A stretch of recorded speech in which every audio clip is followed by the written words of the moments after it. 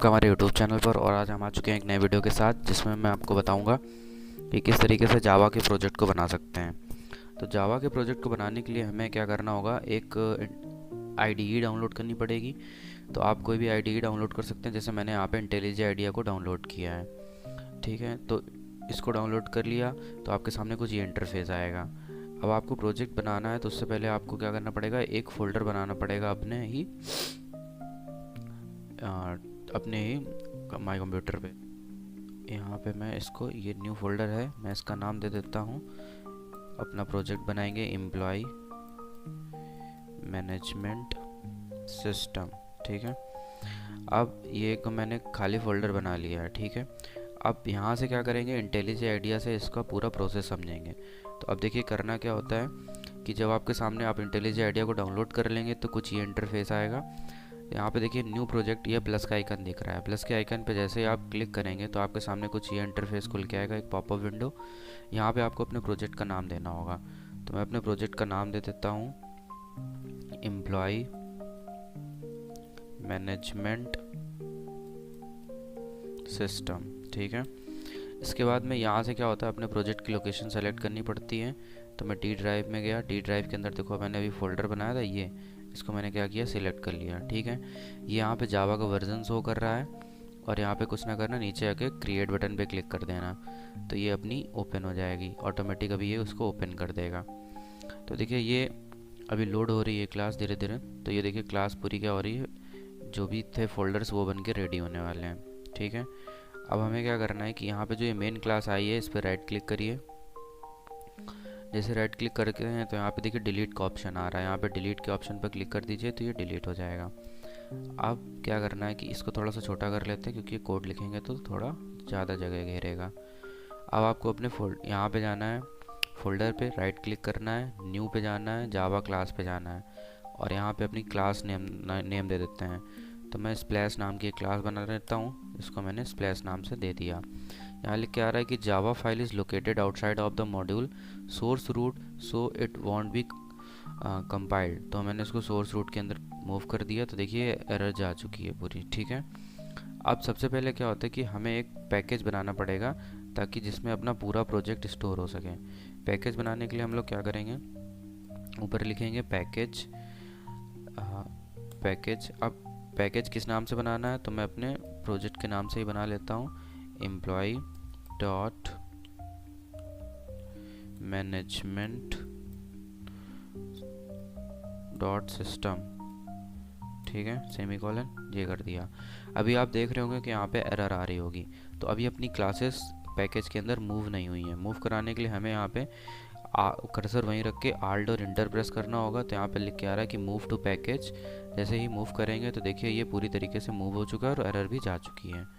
अब क्या करते हैं कि हमें दो चीज़ें करनी है अपनी, एक तो मेन फाइल बनानी है और यहाँ पे कंस्ट्रक्टर क्रिएट करना है। तो हम लोग स्प्लैश, कंस्ट्रक्टर क्या होता है आपने पढ़ा होगा, क्लास के नेम से बनता है। तो देखिए क्लास का नाम स्प्लैश था, तो ये कंस्ट्रक्टर भी स्प्लैश के नेम से अपना बन चुका है। ठीक है, कंस्ट्रक्टर बनाने के बाद में हम यहाँ पे अपनी मेन क्लास बनाएंगे। तो मेन क्लास बनाने के लिए मेन टाइप करें और ये टाइप हो जाएगा। अब अपने ऑब्जेक्ट, कंस्ट्रक्टर का ऑब्जेक्ट भी क्रिएट करना पड़ेगा। तो यहाँ पे मैंने न्यू स्प्लैश कंस्ट्रक्टर का ऑब्जेक्ट क्रिएट कर दिया। अभी तक आई होप सारी चीज़ें क्लियर हो गई होंगी कि हम लोग यहाँ पे क्या कर रहे हैं। अब सबसे पहले अपनी जो इंट्रो स्क्रीन होगी उसको बनाने चल रहे हैं स्प्लैश क्लास में। तो हमें क्या करना पड़ेगा, फ्रेम बनाना पड़ेगा। अब फ्रेम बनाने के लिए मैंने आपको स्टार्टिंग में बताया था कि मैं WT और सिंक के कॉन्सेप्ट का यूज़ करूँगा और डेटाबेस को स्टोर करने के लिए MySQL का। तो यहाँ पे स्प्लैश क्लास में मैं क्या करता हूँ, एक्सटेंड करा लेता हूँ। ये UPS का कॉन्सेप्ट है, शायद आपने लोगों ने पढ़े होंगे सारी चीज़ें ये। और एक्सटेंड किसको कराना है, मैं JFrame क्लास को एक्सटेंड करा लेता हूँ ताकि मैं यहाँ पे एक फ्रेम क्रिएट कर सकूँ।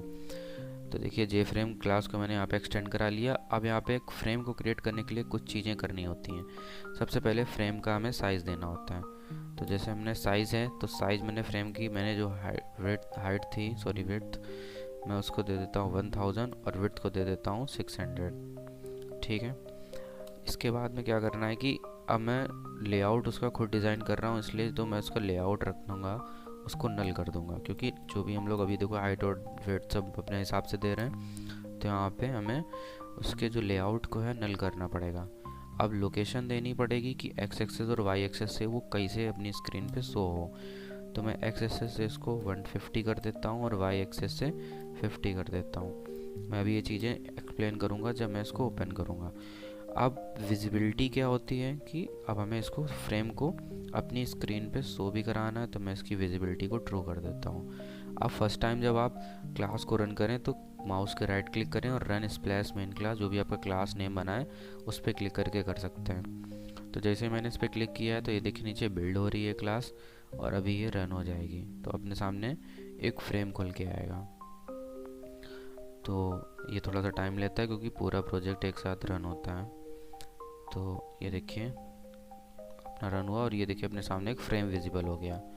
अभी इसकी हाइट और जो इसकी जो डायमेंशंस हैं वो थोड़ी बिगड़ी हुई लग रही हैं। अब देखिए ये इधर ज़्यादा पास में और इधर दूर है। तो देखो मैंने वहाँ पे जो लिखा था ना लोकेशन, तो लोकेशन का मतलब होता है कि अगर एक्स एक्सेस से आप लोकेशन बढ़ाते हैं तो ये जो फ्रेम है इधर की ओर खिसकता चला जाएगा राइट साइड, और कम करते हैं तो ये इधर की ओर चलता चला आएगा लेफ़्ट साइड। और वाई एक्सेस क्या होता है, ऊपर नीचे वाला। तो अगर वाई को बढ़ाओगे तो नीचे आएगा, कम करोगे तो ऊपर जाएगा ये फ्रेम। तो इसको थोड़ा सा ठीक कर लेते हैं। यहाँ पे हमारी जो हाइट है, जो ये हमारी लोकेशन है, इसको मैं एक्स एक्सेस से थोड़ी और बढ़ा देता हूँ क्योंकि ये एकदम चिपकी हुई है। 150 की जगह मैं 180 कर देता हूँ, ठीक है। और इसकी जो हाइट और विड्थ थोड़ी सी हमें इसको बढ़ा लेता हूँ, ठीक है। अब एक बार चला के देखते हैं कैसा अपना फ्रेम विजिबल हो रहा है किस तरीके से, उसी तरीके से देखते हैं। तो जैसे मैंने इसको क्लिक किया तो देखिए ये बिल्ड हो रहा है, थोड़ा सा समय लेता है। तो अभी पता चल जाएगा कि ये किस तरीके से हमारा फ्रेम अच्छे से विजिबल हो रहा है या नहीं। हाँ, अब परफेक्ट विजिबल हो रहा है। अब क्या करना है कि अब हमें, हमारा फ्रेम तो विजिबल हो गया, लेकिन अभी इसके ऊपर हमें वो चीज़ें लगानी हैं। तो हमें क्या करना, एक फ़ोटो भी लगानी है। तो ये आइकन्स नाम का फ़ोल्डर आपको डिस्क्रिप्शन में मिल जाएगा, तो आप इसको डाउनलोड कर लीजिएगा। मैं इसको कॉपी करता हूँ, कट करता हूँ और अपने जो फ़ोल्डर बनाया था उसमें गए, और ये SRC नाम का फ़ोल्डर है, और यहाँ पे इसको क्या कर देते हैं, पेस्ट कर देते हैं, ठीक है। पेस्ट करने के बाद में अब वापस से अपने इसमें आ जाते हैं। तो अब देखिए ये SRC नाम का फ़ोल्डर हमारे यहाँ पे शो होने लगा है, ठीक। अब हमें क्या करना पड़ेगा, एक इमेज लगानी पड़ेगी इसी के ऊपर। इमेज लगाने के लिए एक छोटा सा कोड होता है, उसको आपको समझना पड़ेगा। तो सबसे पहले इमेज लगाने के लिए हम लोग एक इमेज आइकन का यूज़ करते हैं। So image icon variable i1 ले लिया, फिर क्या किया, न्यू। अब हमने करा कि जो इमेज आइकन है उसमें क्लास लोडर यूज़ कर रहे हैं, क्योंकि ये जो इमेज है इसको सबसे पहले फ्रेम पे लोड कराना पड़ेगा। Class loader dot gate system resources. फिर इसके बाद में हमें इसके अंदर अपनी इमेज का पाथ देना पड़ेगा। तो हमारा जो इमेज है जो वो आइकन्स नाम के फोल्डर के अंदर जो है वो हमारी क्या नाम से है, फ्रंट डॉट GIF, ठीक है। ये हमारी इमेज दी गई है। बाहर सेमी कॉलन लगा देते हैं ताकि एरर ना आए। अब इसके बाद में अभी इमेज को क्या कराया है, हमने लोड कराया है किस पे, फ्रेम पे, ठीक है। अब क्या करेंगे, एक i2 ले लेंगे वेरिएबल, और i2 को क्या करना है कि जो i1 में जिसको मैंने लोड कराया है i1 डॉट, उससे हम क्या करते हैं, इमेज को गेट कर लेते हैं, ठीक है। फिर क्या करते हैं, डॉट गेट। अब हमें उस इमेज को स्केल करना पड़ेगा, तो उसकी मैं विड्थ जो हम लोगों ने दे रखी थी पीछे वही ले लेते हैं, हाइट भी वही रखते हैं, और क्या करते हैं कि इमेज हम लोग उसको क्या करेंगे, इमेज डॉट स्केल जो है उसका डिफ़ॉल्ट करेंगे, क्योंकि हम लोग खुद उसको बना रहे हैं, कितना क्या किस तरीके से हमें फ्रेम पे विजिबल करानी है। फिर से क्या करते हैं, इमेज आइकन लेते हैं। इमेज आइकन लेने के बाद में हमें क्या करना पड़ेगा, एक i3 नाम का वेरिएबल और ले लेते हैं। i3 नाम का वेरिएबल लेने के बाद में हमें क्या करना है कि जो i2 की जो इमेज आइकन में i2 की वैल्यू को इसमें भेज देते हैं। जो i2 में इमेज आई हुई है स्केल करी है वो हमारी i3 में आ जाएगी, ठीक है। फिर हम क्या करेंगे, इतना करने के बाद में हमें उसको क्या करना पड़ेगा, विजिबल कराना पड़ेगा। तो अभी जे लेवल का यूज़ कुछ और होता है, लेकिन इसमें मैं आपको अभी बताऊंगा इसके आगे जो मॉड्यूल बनाएंगे आते आते। तो अब मैंने जे लेवल लिया और एक इमेज नाम का वेरिएबल ले लिया, ठीक है, बनाया। इमेज नाम का वेरिएबल बनाने के बाद में हमें क्या करना है कि जो मेरी इमेज i3 में आई थी उसको मैंने इस पे मैंने स्टोर करा दिया। इमेज तो अब यहाँ पे मैंने i3 को लगा लिया है। i3 को लगाने के बाद में अब हमें जे लेवल लगाना पड़ेगा। जे लेवल लगा लिया। अब हमें क्या करना पड़ेगा, उस इमेज को प्रॉपर हमें दिखाना पड़ेगा, मतलब उसको पूरा अच्छे से बाउंड करना पड़ेगा, जितना पूरा फ्रेम है कि एक्स एक्सेस और वाई एक्सेस से बाहर ना जाए वो। तो एक्स से 0 करते हैं, वाई से 0 करते हैं, और इसकी जो विड्थ थी वो 1000 कर देते हैं, और इसकी हाइट जो है 650 कर देते हैं। ठीक है, अब क्या करना है कि इस इमेज को हमें ऐड करा लेना है विजिबल कराने के लिए अपने फ्रेम पे। तो मैंने वही करा। अब इसके बाद में क्या करते हैं, एक बार इसको चला के देख लेते हैं कि ये प्रॉपर वर्क कर रहा है या नहीं कर रहा है। तो देखिए यहाँ पे मैंने राइट क्लिक करके क्लास को रन कर दिया है और ये बिल्ड हो रही है। बिल्ड होने के बाद में देखिए भी पता चल जाएगा कि ये प्रॉपर वर्क कर रहा है या नहीं कर रहा है। तो देखिए हमारे सामने फ्रेम के ऊपर ये हमारी इमेज विजिबल हो रही है एम्प्लॉय मैनेजमेंट सिस्टम की। लेकिन अभी ये देखिए प्रॉपर चल ही रही है। तो हमें इसको क्या करना पड़ेगा, कुछ इसमें ऐसा करना है कि ये 2-4 सेकंड तक दिखे और उसके बाद गायब हो जाए। ठीक है, तो उसके लिए हमें क्या करना पड़ेगा कि यहाँ पे हमें एक थ्रेड क्रिएट करना पड़ेगा। थ्रेड क्रिएट करेंगे तो उसमें ज़रूर क्या आएगी, एरर आएगी, एक्सेप्शंस आएंगी। तो हमें क्या करना पड़ेगा, ट्राई कैच का यूज़ करना पड़ेगा। तो ट्राई कैच का यूज़ कर रहे हैं और यहाँ पे हमें क्या अपनी एक एक्सेप्शन आएगी, तो ये कैच कर लेगा एक्सेप्शन। मैंने उसको ई ले लिया और यहाँ पे क्या करेंगे, ई डॉट, हाँ स्मॉल ही लिया है, E dot print stack trace से उसको प्रिंट करा देंगे अगर कोई एक्सेप्शन आती है।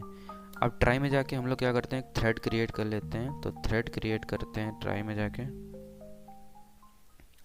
थ्रेड डॉट स्लीप, मैं उसको 6 मिलीसेकेंड्स तक रखूँगा जिंदा, उसके बाद क्या करूँगा, गायब कर दूँगा।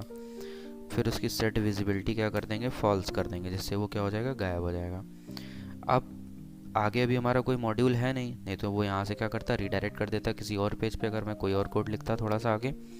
लेकिन अभी कोई और हमारा मॉड्यूल बना नहीं है, ये केवल अभी इंट्रो पॉइंट है, तो इसलिए यहाँ पे हमें क्या करना है, कुछ नहीं, अभी इतना ही रखना है। अब एक बार इसको चला के देख लेते हैं कि क्या पोजीशन है अपने पूरे इतने कोड की। तो जैसे मैं इसको रन करूँगा तो ये भी देखना खुल के आ जाएगा, रन किया, बिल्ड हो रहा है, और ये 6 सेकंड तक ही चलना चाहिए, उसके बाद क्या हो जाना चाहिए, गायब हो जाना चाहिए। तो ये देखिए चला और ये देखिए पूरा इतना लिख के आया और ये 6 सेकंड के बाद ऑटोमेटिक चला गया। ठीक है, सो आई होप आप लोगों को ये चीज़ें क्लियर हुई होंगी कि किस तरीके से अभी ये हमने केवल एक इंट्रो वीडियो बनाया है अपने प्रोजेक्ट का, जिसमें एक इमेज ली, फ्रेम बनाया और उस पर उसको विजिबल करा दिया है। आगे के मॉड्यूल पॉइंट टू पॉइंट बनाते रहेंगे। अगर आपको वीडियो अच्छा लगा हो तो वीडियो को लाइक करें और चैनल को सब्सक्राइब करें। मिलते हैं अपने अगले वीडियो में, तब तक के लिए बाय बाय, टाटा।